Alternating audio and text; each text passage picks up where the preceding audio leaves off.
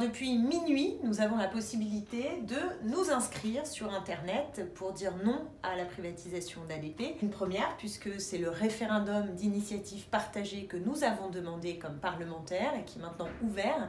Il faut récolter 4,7 millions de signatures et force est de constater que le site mis en place par le gouvernement n'est pas très coopératif. Hallucinant d'imaginer que le gouvernement et sa grande start-up nation ne soient pas capables de faire un site Internet qui fonctionne correctement pour accueillir les signatures et donc faire œuvre de démocratie tout simplement. Alors ici, il faut donc déposer son soutien. On me demande si je veux soutenir. Je clique, suivant, on y va. Voilà, alors tous ceux qui ont une phobie administrative, ça va être compliqué. Il va falloir qu'on mette en place vraiment des collectifs pour pouvoir accompagner ces inscriptions qui sont absolument tout sauf simples. Donc là, il s'agit de rentrer son département. 93 pour ce qui me concerne, voilà, Seine-Saint-Denis. Oh là, non, c'est pas bon. Code INSEE de localité de naissance. Bon courage à vous tous pour trouver. Donc je pense qu'il faut aller sur Internet pour essayer de trouver le code INSEE.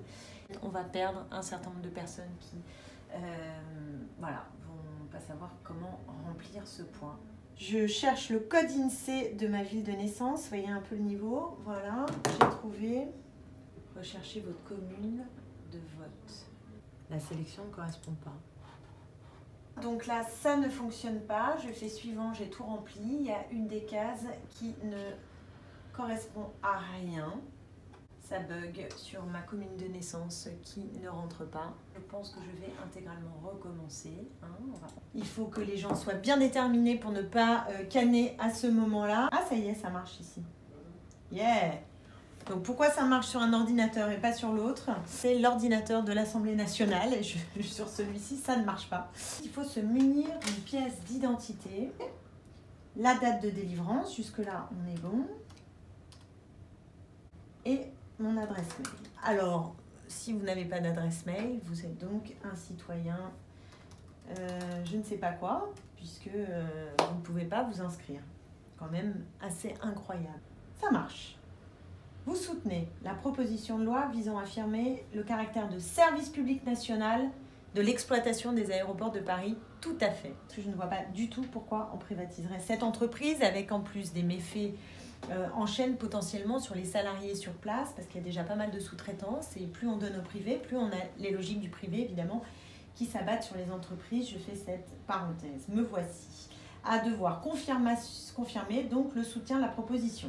Quelque chose qu'il faut recopier pour montrer que je ne suis pas un robot. Alors je ne suis pas un robot, je vous assure, mais là, il faut être sûr que je vais bien traduire ce qui est écrit. Est-ce que j'ai cette chance?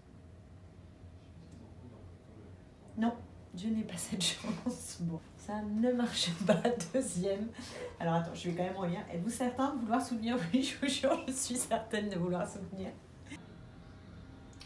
Mon soutien, à bout de la 4e ou 5e fois, a bien été pris en compte. Moralité des courses, vous avez vu le temps qu'il m'a fallu, ou peut-être pas, mais en fait c'était très long. C'est plus de 20 minutes pour réussir à m'inscrire avec le bug changement d'ordinateur, compréhension de la chose.